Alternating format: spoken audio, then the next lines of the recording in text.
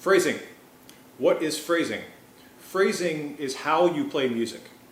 This whole chapter is trying to get you to move beyond sort of the nuts and bolts of music, that is the notes and rhythms, and trying to teach you how to think about music rather than just if you can play it.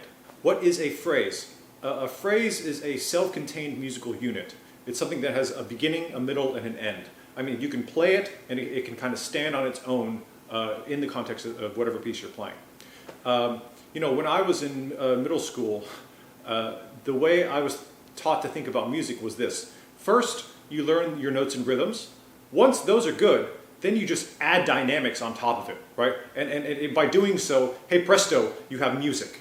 That's not how this works at all, like at all.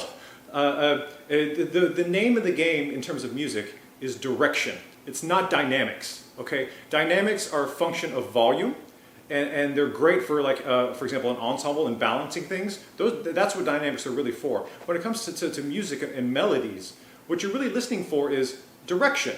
Every phrase works like this.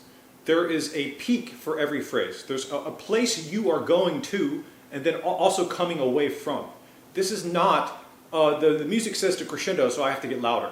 No, you have to understand why you do those things. Otherwise what happens is you get like really awkward sounding playing. I've had a couple students who are very good technical players, but when they play music it's like getting loud, and it's like almost like a train coming at you because they're just trying to get loud in a technical way. In order for your playing to actually sound like music, you have to have an understanding of direction and also peaks of phrases. The next few videos are going to cover guidelines for how to do this. Now let me be very clear.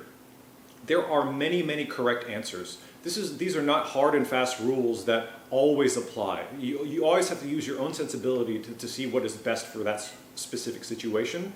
But they work, if you don't know what to do and you try one of these, it'll probably work out in the end.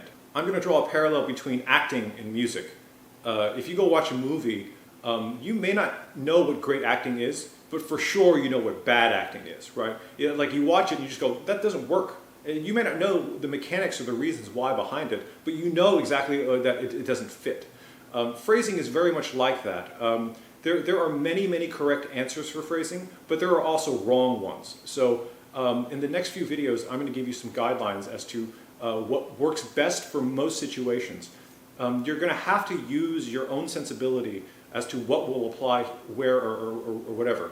But do understand that phrasing is also a skill. It's not just something where you can just feel your way through it. So the next few videos are going to be short and to the point. If you don't understand them, that's okay. I'm going to explain in practice all of this in one example video, just taking a piece of music and showing you how all this works. I should also say that phrasing is something you can just learn to imitate. When I first started this series, I drew a parallel between singing and playing.